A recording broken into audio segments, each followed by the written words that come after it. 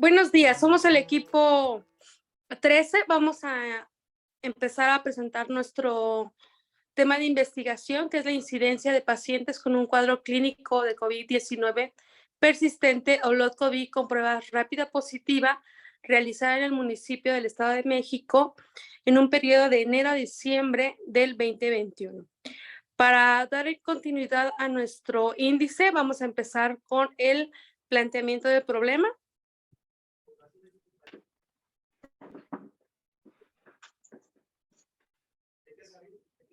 El día 31 de diciembre del 2019, en China, en la comunidad de Wuhan, surgió el virus de la familia del coronavirus. Ahí empieza toda la pandemia. Un mes posterior a esto, China con la Organización Mundial de Salud se unen para iniciar un control epidémico porque se dieron cuenta que esto estaba saliendo de control.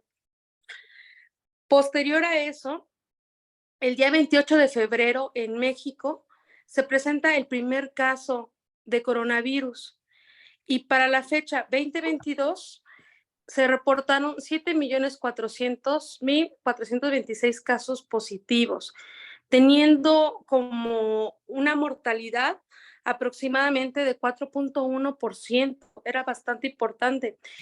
Y en el Estado de México, igual a la fecha 2022, hubo un reporte de 573.341 casos positivos e igual teniendo una morbilidad aproximadamente del 18%.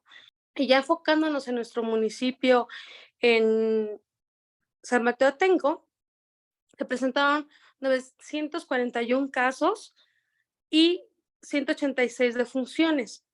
Igual en una morbilidad aproximadamente del 18%, perdón, de mortalidad en un 18%, y aparentemente hubo 755 pues pacientes recuperados.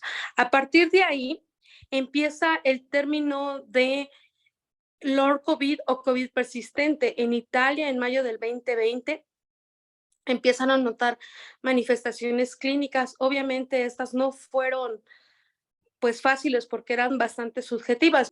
Posterior a las 12 semanas, ya podemos hablar como un síndrome post-COVID o un COVID persistente, un LOR COVID.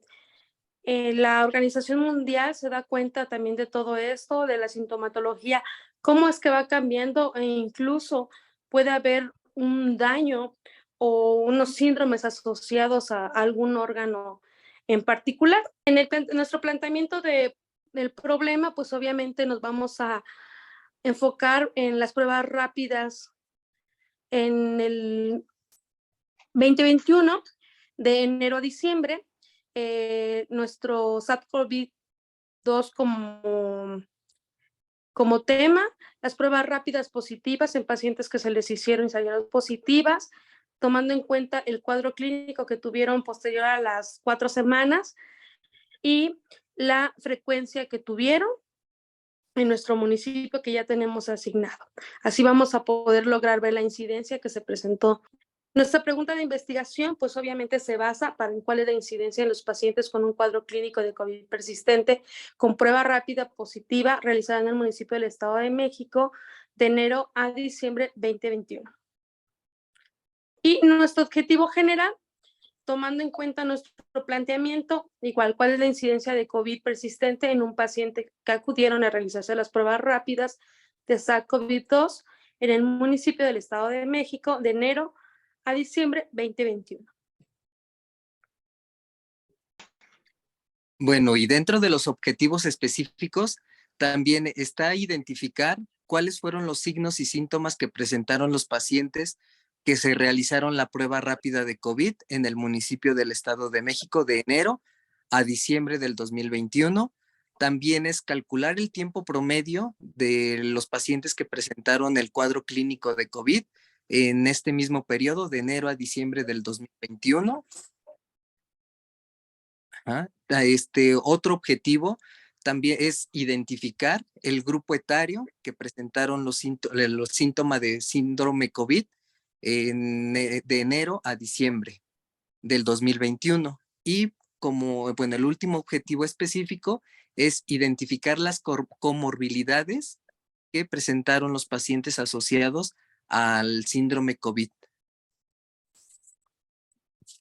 Hablando de por qué es importante investigar sobre la incidencia de síndrome post-COVID, long COVID o COVID persistente, es justamente que esta identificar tanto la incidencia como las secuelas que persisten y en qué grado se presenta en la población, nos va a permitir generar o fomentar estrategias de investigación, ya que al estudiar estos factores determinantes o predictores, nos va a favorecer la generación de políticas sanitarias adecuadas, mejorar la salud ambiental y la calidad de la atención médica.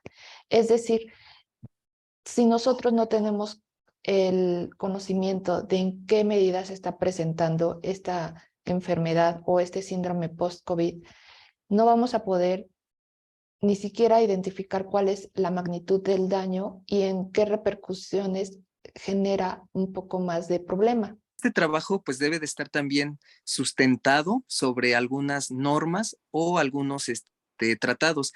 En este caso, este trabajo fue sustentado a través del Tratado de Helsinki, donde pues nos comenta que debe de manejar un consentimiento informado.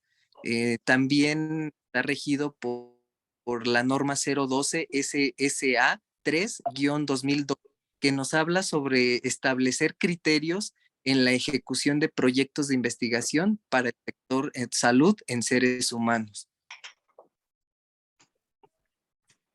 Hablando del marco conceptual, sabemos o identificamos que el long COVID puede definirse como aquellos síntomas o signos incluso que aparecen después de 4 semanas y que la NICE y la OMS definen como un periodo de tiempo en donde el paciente sin causa aparente va a continuar con estos síntomas. La OMS agrega también que debe de persistir estos síntomas 3 meses. Sin embargo, criterios actuales no se han establecido dado que pese a que se presenta la incidencia, la crisis sanitaria y los recursos que están destinados a solventar ella dejan a un lado las investigaciones, sobre todo en países que están aún en desarrollo. Es importante también identificar que la fisiopatología deriva de un deterioro multiorgánico. Entonces, se han platicado sobre estados de inflamación crónica, en donde una tormenta de citoquinas interfiere y se agrega también a una endoteliopatía.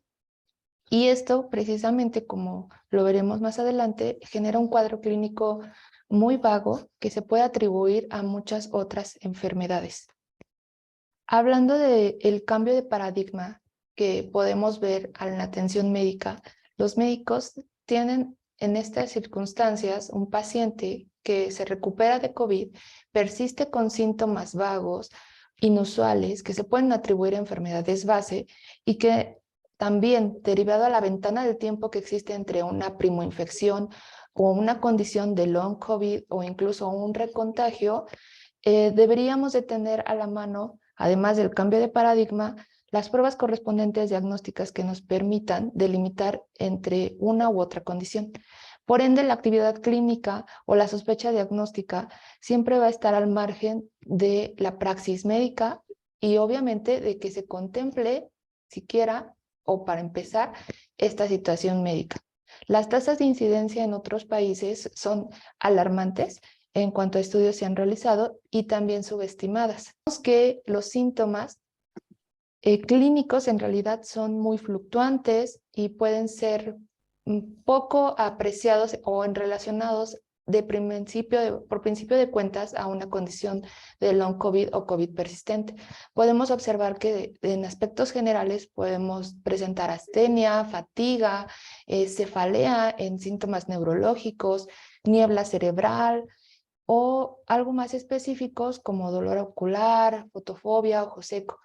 Regresando a lo que mencionábamos, podemos denostar que estos síntomas sí pueden atribuirse, pero a muchas otras condiciones preexistentes, sobre todo en México, en donde las enfermedades crónico-degenerativas tienen una tasa de incidencia elevada y entonces pues realmente se le atribuye estas manifestaciones inespecíficas a otras condiciones médicas y se agrega que el seguimiento de pacientes que están recuperados en realidad es poco o nulo en muchas circunstancias.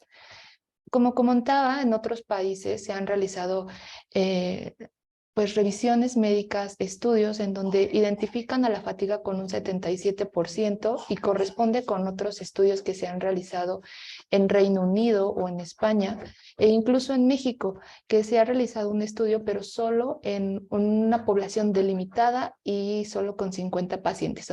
Y también en otros estudios donde se han valorado los factores predictores o de riesgo, podemos notar que son pacientes que tienen hipertensión o diabetes. Podemos decir que nuestro estudio es un estudio de corte, ya que nosotros vamos a tener la observación y el análisis de pacientes de un municipio del Estado de México. En este caso, nosotros elegimos el municipio de San Mateo Atenco. Es un estudio retrospectivo, ¿por qué? Porque nosotros estamos tomando en cuenta del 1 de enero del 2021 al 31 de diciembre del 2021, entonces eso nos hace determinar que es un estudio retrospectivo. También es longitudinal, ya que se realizará un estudio durante un periodo establecido, hacer una descripción de los casos y de los pacientes que presentan el cuadro clínico por más del tiempo establecido para el cuadro clínico normal de COVID. Bueno, para nosotros hacer este estudio, dijimos que tenemos un municipio del Estado de México, que es en este caso es San Mateo Atenco, cuenta con 82,139 municipios, ese lo consideramos que es nuestro universo, y bueno, se utilizaron criterios de inclusión y criterios de exclusión. Para incluir a los pacientes, tendrían que ser pacientes que hayan acudido a hacerse una prueba rápida positiva o que hayan salido con una prueba rápida positiva, también personas con prueba rápida positiva y un cuadro clínico con SARS-CoV-2, es decir, debieran de ser positivo, pero también presentar un cuadro clínico. Las personas con prueba rápida positiva también que quieran contestar la encuesta. También las personas con signos y síntomas de COVID por más de 30 días. Y bueno, excluimos a todas las personas que tengan una prueba rápida negativa, a personas con prueba rápida positiva, pero que no hayan tenido cuadro clínico de COVID. Tuvimos un total de 468 gramos, que serían nuestra muestra para este estudio. Vamos a utilizar una encuesta electrónica, y es lo que ya lo tenemos, más adelante vamos a presentarla, y también vamos a hacer nuestra recogida de datos a través de los expedientes clínicos de pacientes que hayan contestado la encuesta o que hayan acudido a alguna de las clínicas del centro o de los centros de salud de San Mateo Atenco. El análisis se va a hacer a través de un software de Excel y una versión gratuita de SAS. El previo consentimiento informado, pues vamos a realizarles la encuesta, donde pues las preguntas consisten en preguntarles la edad del paciente, cuál es su sexo y si presentaron algún signo y síntoma de COVID. Si su respuesta fue sí, se procede a continuar con la siguiente etapa, donde le vamos a preguntar por cuántos días presentó COVID o en este caso meses, qué síntomas presentó el paciente y si después de su tratamiento médico requirió nuevamente valoración médica. Si requirió nuevamente valoración médica, describir qué medicamentos son los que estuvo tomando y si se pudo recuperar por completo su estado de salud. Y también se les llega a preguntar a los pacientes si ellos llegan a presentar alguna enfermedad crónico-degenerativa. Bueno, y como la otra parte de los anexos está lo que es la gráfica de Gantt.